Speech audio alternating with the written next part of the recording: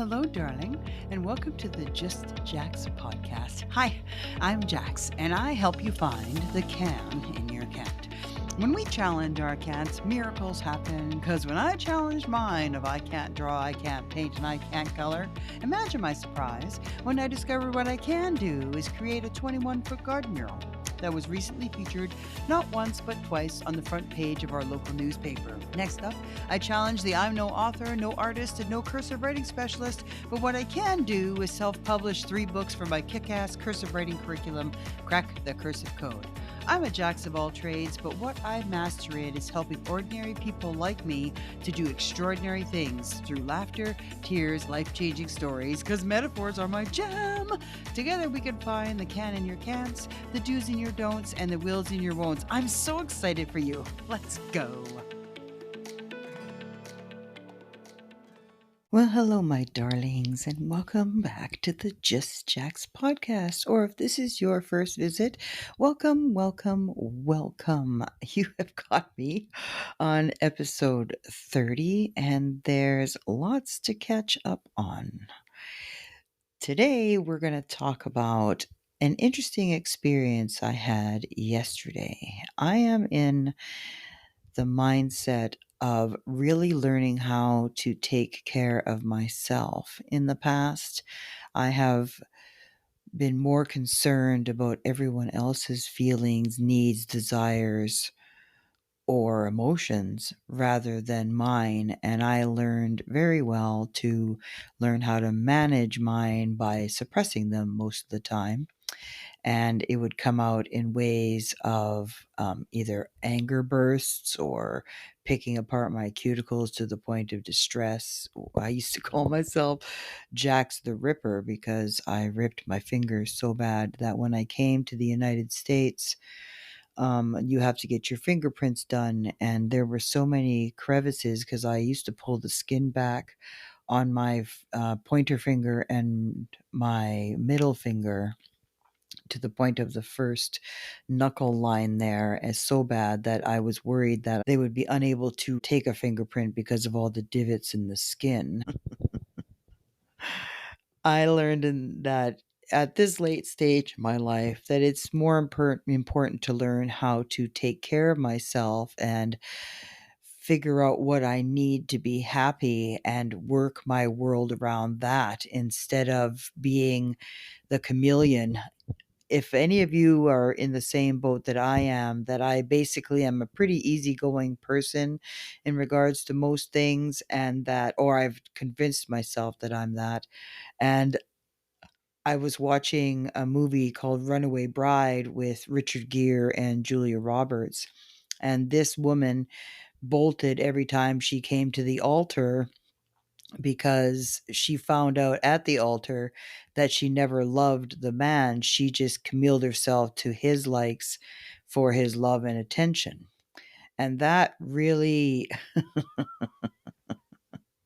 hit home, especially during a scene in the movie where Richard Gere challenges her on her chameleon-like tendencies and says, "How do you like your eggs?" Because with the first boyfriend, you liked them as eggs Benedict, and the second boyfriend, you liked them over easy, and the third boyfriend, you like them hard boiled. But how do you like your eggs? What's your favorite way of liking them? And that movie moment really hit me right between the eyes in regards to who I am and what I actually want out of life.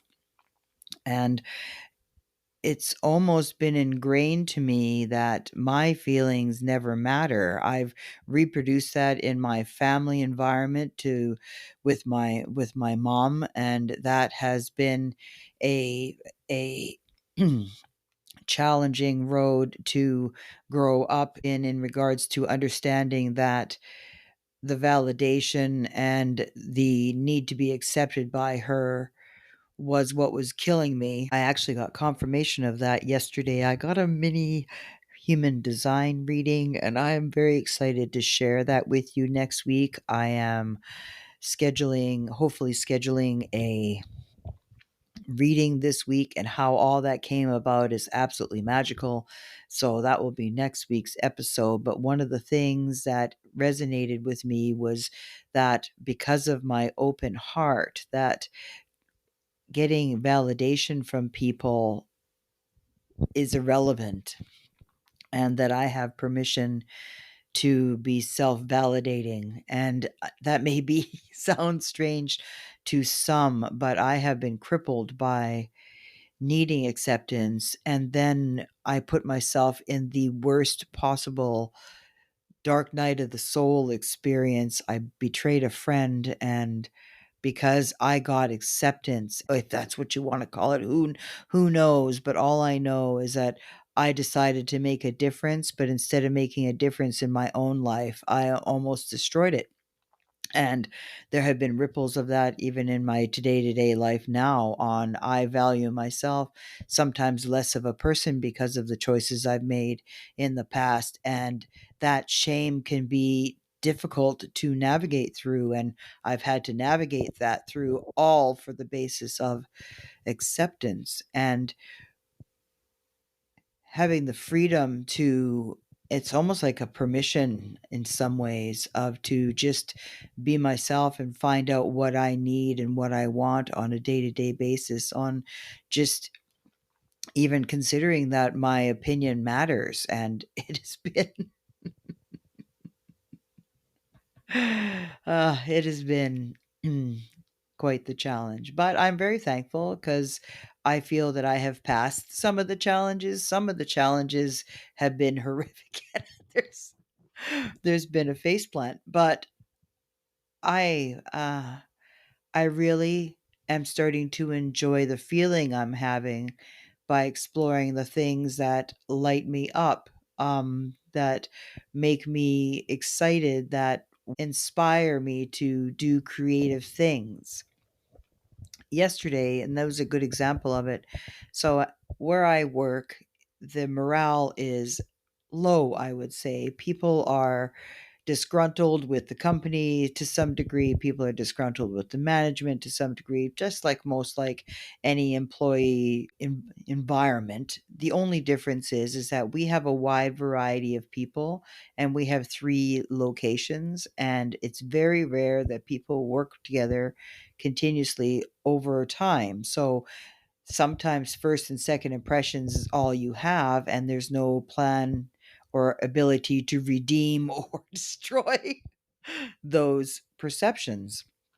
And with that, I just walked into a situation where it was pretty glum, I'd say. And I knew that with my character and what I bring to the table, that I'm going to lift this this waterlogged boat and help drain some of the sadness out of it, because that's just who I am, and I like to be a light. To uplift people makes me happy, so I do it no matter what. Well, yesterday morning, I was sitting at home in my pajamas, and one of our locations is 25 miles south of here. I used to drive there 4 times a week because that's what my home location was that I worked at. But since I've had my new job, I really very rarely go down there. And so I maybe go once or twice a month versus 4 times a week. One of the experiments that I have had with our departments are these fun little signs that I've drawn with Sharpie markers onto the glass, that when my people look through their glass to the hallway, because they're kind of like in a fishbowl, they're in the center of all of the medical rooms that where the providers see the patients, and they get to look out this glass because it's like a, that's why they call it a fishbowl, where I've taken it upon myself to print out a coloring page, and I have to reverse it so that they get to see what it reads, versus the patients get to see the writing backwards. It's really for the people that work there. I had ones before that were, you're a superstar, number one employee, you are awesome, hang in there, keep swimming, stuff like that. And I had those up there in one location, and I got continuous positive responses for it, but I never really did it in the others. Well, this last week, I did some Halloween ones in my home location, the one I'm at 90% of the time. And I realized that the south location never gets any. So I went, and it was I get up between 3 and 4 o'clock Pacific Standard Time every day, and I thoroughly enjoy it. But I fall asleep between 7 and 8 p.m. So I get my entire uh, sleep cycle in there of about 7 or 8 hours. Also, I get the most sleep before midnight, and I was told that you need to have the most hours before midnight to get the best sleep. And I am kick ass in that department, so I don't have to worry about that. But I was up at 3 o'clock yesterday, and finally at 6 o'clock, I talked myself into getting up, getting dressed because I was in my pajamas. I got dressed and I drove the 25 miles to the location, and I started doing the Halloween decorations. But what was very interesting is that it was quite a milk toast response, as in, oh, okay, one person had a kind of a fun response to it, but most of them did not. And I thought, wow, if I think I need to come down here a little bit more often, because this location seems to have the least positive morale. There's some disgruntled people there, and I have no idea why it is the way it is, but something's perpetuating the cycle. It's almost like the bad attitude baton gets passed on and someone else takes it on. And I'm really trying to figure out why that is the way it is. And I could see when I walked in there, they were happy to see me to some degree, but again, not really. Do I expect them to be super happy to see me? Well, yes and no. For some of them, yes. And there was a couple that were a little on the dark side. And I'm like, ooh, maybe maybe it is like an episode of Star Wars and they need the Force, or the Force be with them, or that hopefully they turn away from the dark side. But something's going on. And so I decided I would do that anyway, because doing that lit me up. But with that also, I have to be aware that my effort may receive little validation, because one drop of white paint into a bucket of black paint does very little. The only time it really changes is if you continually drop it with white paint. But if they keep adding black, it will do very little. But at the same time, I have to still be able to give my one drop of white paint, because that's who I am. And my white bucket, if I do things like this, it fills my white bucket up, because I am excited to do that. It's a little bit different because I've never gone and done it at every location before. So it will be fascinating to see what happens here. I did get permission to decorate the doors from my manager before, but I realized that that would be too big of a task in a medical clinic, because we have to be able to sanitize everything. So that limits me to only plastic decorations, and be able to do 3 locations. That's all out of my budget. And I'm like, no.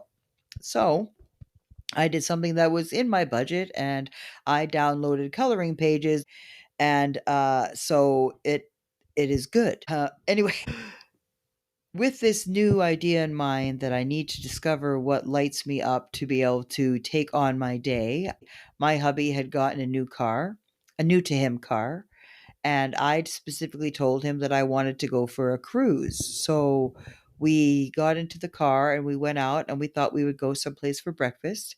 He gave the offer of going to a specific restaurant because he loves that restaurant so much.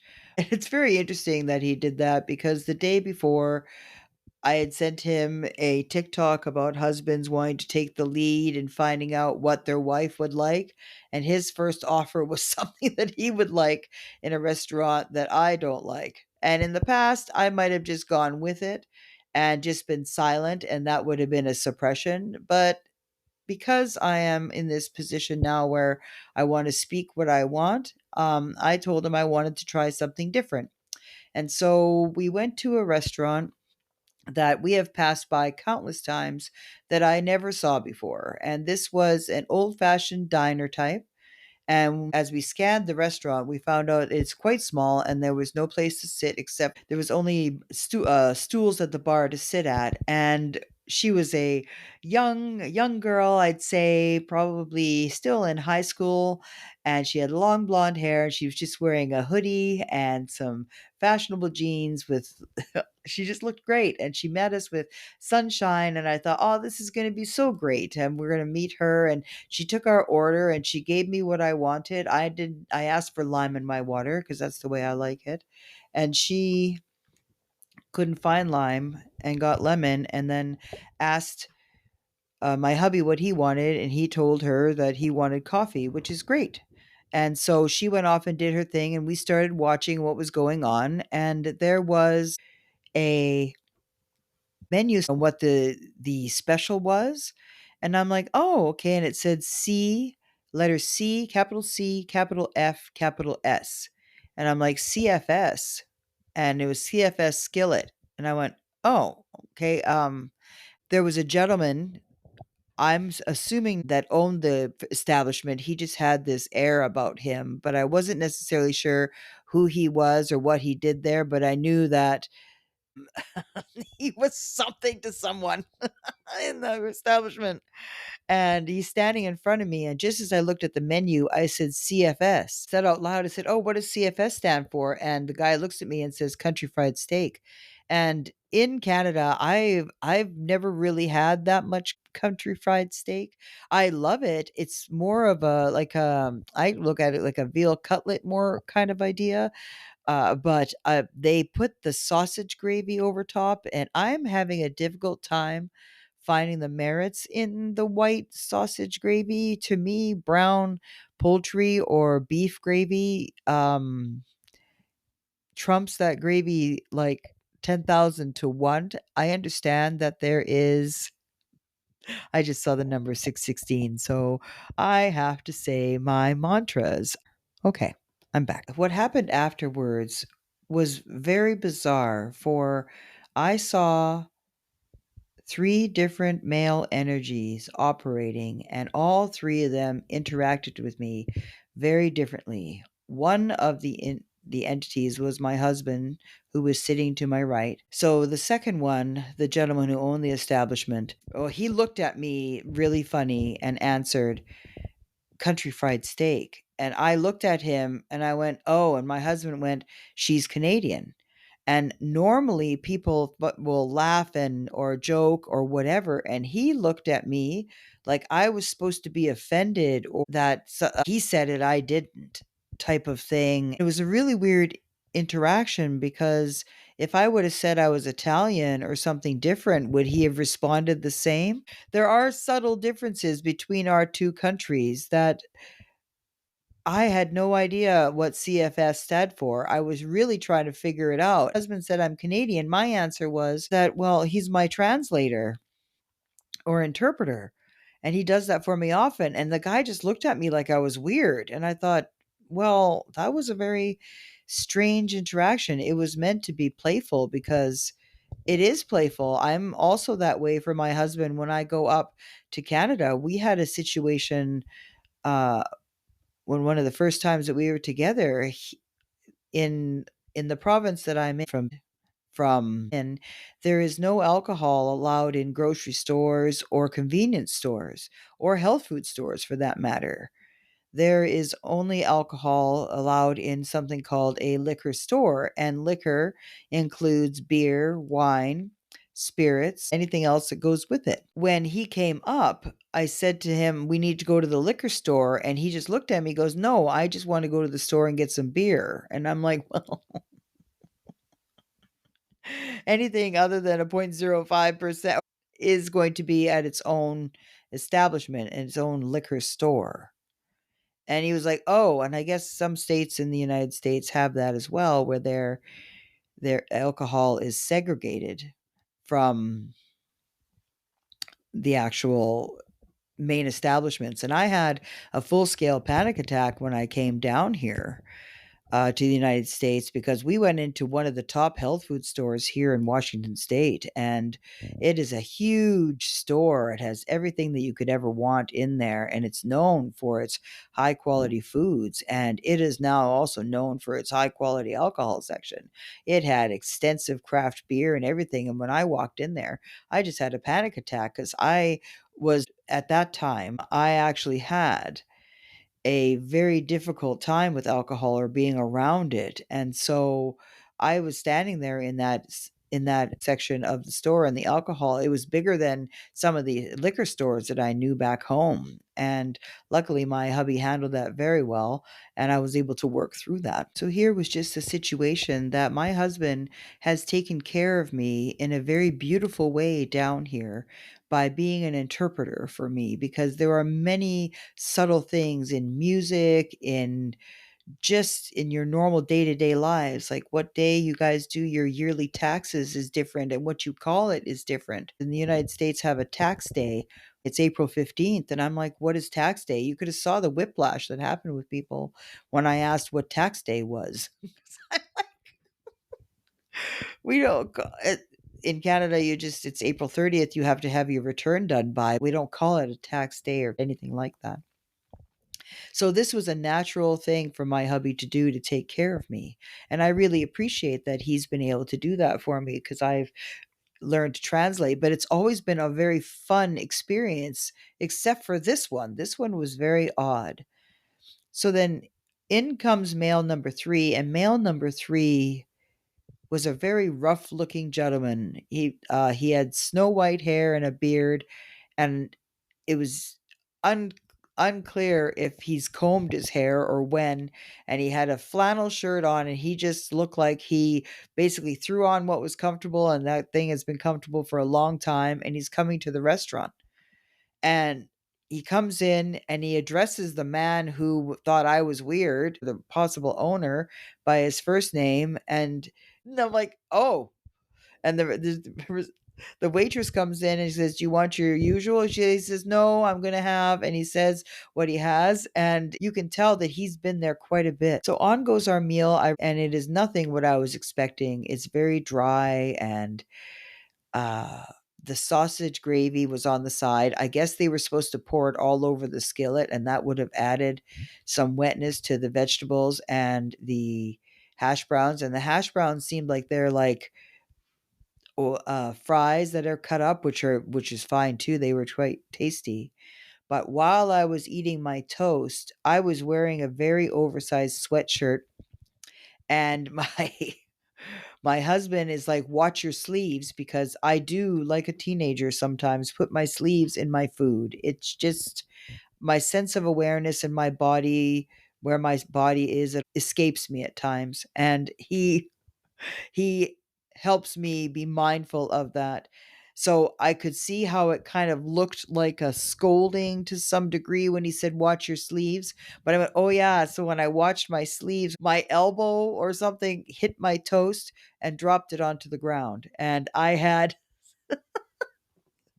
only now one half of my serving because they serve you two pieces cut in half. So my other half was on the ground. And Paul, my hubby, looks down at the thing. He goes, "What happened there?" I said, "Well, instead of watching my toast, I was watching my sleeve." And we both had a little giggle about it.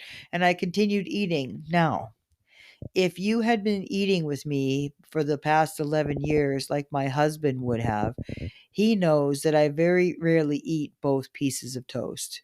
And I usually only eat one and take home one with me. And oftentimes, my hubby will offer his toast to me if I don't want it. He'll especially watch. And that's one of the things that I had, like in my last episode, when I was talking about my boy and saving some pieces for last to make sure I'm taken care of. My hubby will do the same. He will hang on to his toast to make sure that I needed it. So I was like, well, since my meal was a little dry, I I might have eaten my entire toast, but in the meantime, this burly gentleman calls the manager by name and says, "This woman accidentally dropped her toast on the ground. Can you please give her a half order?" And he looked at the guy and he just turned around and put the order in without even questioning it. And I'm like, holy smokes. That was very fascinating. And I felt a little bad for my hubby because he looked a little bad at that moment. And my hubby goes, well, I was going to offer her my piece, but you beat me to it. And I realized that at the moment, I also felt, I was like, torn because part of me was like, well, yeah, it would have been nice for my hubby to step up or offer then instead of the guy offering afterwards because it looked weaker then instead of, you know what, he could have offered it to me right away. Then the guy wouldn't have felt so inclined to have to take care of me. But it was really interesting on how another male energy automatically wanted to take care of me, which I found very fascinating and refreshing. And I'm the type of person where people like to take care of. And I could say that because that happened live and in person for me yesterday. And I can start to look for times that people are taking care of me because then I can truly say that more often and stop looking for people who don't and just surround myself with people who do because I'm a natural take care of person. I want to help and I have been burnt out and that muscle is atrophied and I need to take 3 R's. I need to take a rest from expecting people to take care of me if I have never given them a clear picture of what I wanted, needed, or asked for. And if I do state those things and they are ignored, then I know that I am no longer expecting those people to take care of my needs and that I get to decide whether or not they are going to be in my life. So that is rest. Next up, there's a double one, actually. And they kind of go hand in hand. But I think, first of all, we're going to have to deal with recognition because if you are in the mindset and you have the mantra that I'm the type of person that takes care of everyone, or I'm the type of person that nobody takes care of, you are perpetuating that. And then you set that, your reticular activating system, that that's all you will see because you are programming your brain to prove that to you. So I'm the type of person that people want to take care of is a mantra that I am facilitating and learning to turn around the the horrible mantra that I'm the type of person that nobody takes care of because that's currently my reality at the moment that I feel and have emotional energy and charge towards.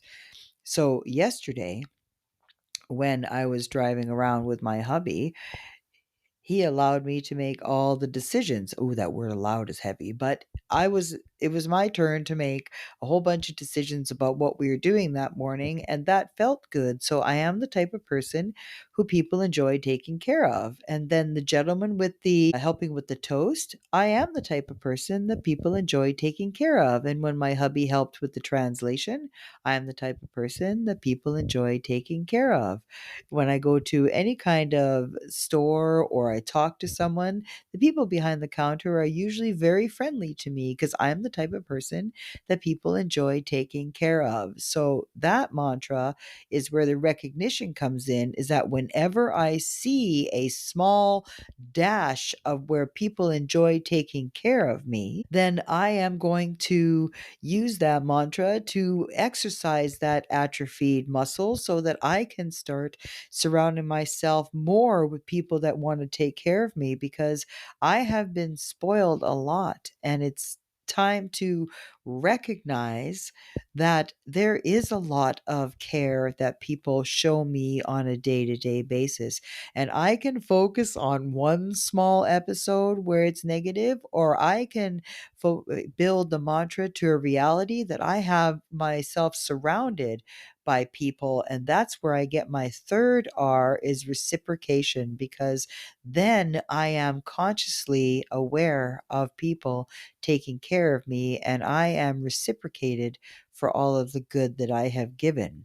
So if you're like me, then if you're giving and giving and giving and giving and giving and getting very little for it, you need to stop and take a rest. And first of all, see if that what you're giving to, if you are actually needing to give that much. Like, is it something that you feel you have to do or should do? Because there might be a reassessment there on, do you really need to give 80% or can you give 40? Because I have found that sometimes if I'm continuously giving to a black hole where I get nothing, my attitude goes down the toilet. So figuring out a way to take a rest, because sometimes that means asking for help, which for me was a big one. But I needed to take a rest from expecting people to understand what I need and want without my saying it. And that is the biggest rest that I'm taking from now,